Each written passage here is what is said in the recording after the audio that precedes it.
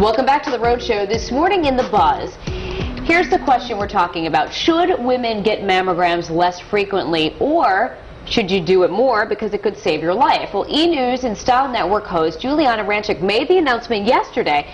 This is a shocker, that she is battling breast cancer. She says a tumor was spotted on a mammogram that she had while undergoing in vitro fertilization. What happens is, I guess, before you get in vitro, they want to check you, make sure you're okay.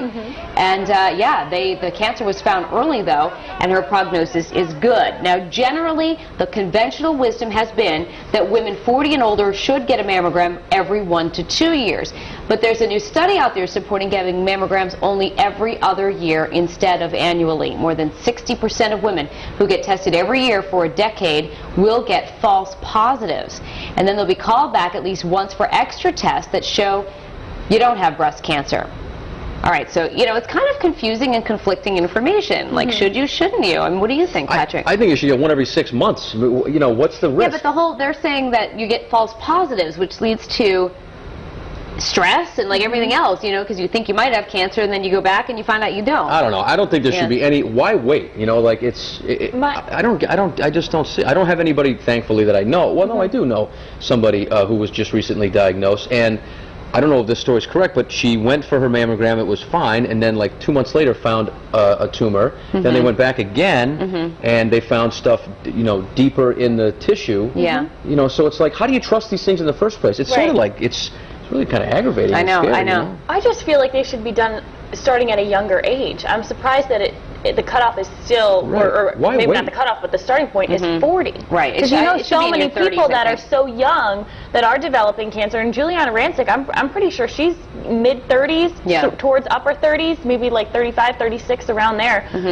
So clearly, you know, young women are getting this as well. So I don't understand why it needs to start at 40. If you want to get one, by all means, go get one. It's insurance. We all know that. It's insurance. They don't want to cover it. I'm glad you started it, because I was going to just blast the insurance companies.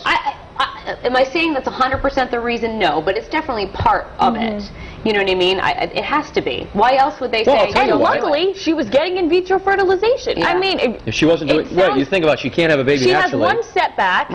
Okay, so now she tries to go have a child. Because based on the rules, she wouldn't have had one for like 4 years. Because they say 40, and she's in her mid-30s. So. Exactly. And I could see why here in Rhode Island, specifically, there would be a hesitancy for an OB to say, let's do a mammogram a lot. Because Rhode Island has the worst reimbursal rate in the country for health insurance. So, you know, what's more important? The money involved in these, I could go for hours on health insurance, as you all could probably. They're making money hand over fist, they're printing money. But we'll take people's lives and put them at risk because of, well, we don't want to, because we're not going to get paid for it if we give you a mammogram and you... Don't get me going. It's so frustrating. I think most people would agree that, you know, not the more the merrier, but definitely, you know, you should get more than less mammograms over years. Well, it's like for men and women, but for men, for colon cancer, you know, there's a history of pancreatic cancer in my family, and I'm sorry, prostate cancer in my family. And I just had my most recent physical, and I said, when do I have to start like getting colonoscopies? And they said, not till you're 50. I was like, what? I said, you know, and not that they could be related, but they're not, but I was thinking, like, why wait that long, you know? Just make it part of the routine, you know, when you get to be 40. I don't know if that's the right age, or 35. I don't know, but we're getting to the age where we're going to start worrying about all that stuff. Yeah. Routine physicals just become routine doctor's appointments. You just keep going and going. Going and going and going. Courtney, what's up? What are people saying online today? We have a lot of comments. We actually have an interesting one from a professor who's shedding a little light on the scientific research behind that. So I do want to get to that there on the live blog on foxprovidence.com. Joe said, getting a mammogram yearly is what saved my mother's life. She beat breast cancer in 2006. Smokey Wolf says, I think women should still go every year. It only helps them. She said, I mean, what if you get a lump the year you don't go and never know about it? And Professor said, in the scientific world of research, we try to re-examine the results of one study with results of a new advanced study and then make a new recommendation based upon the new results. They say this is what science research is all about. Here's the poll right underneath today's live blog. And what do you think of the new mammogram recommendations for women? A, the new suggestions make me worry more, or B, it's good and will prevent false alarms. We've got quite a few comments on our Facebook wall this morning. If you're Just checking your inbox over there now, you can leave a message for us. And Nelson Almeida says it's just another way to save money and put people at risk. Too many cutbacks as it is, and now with our health.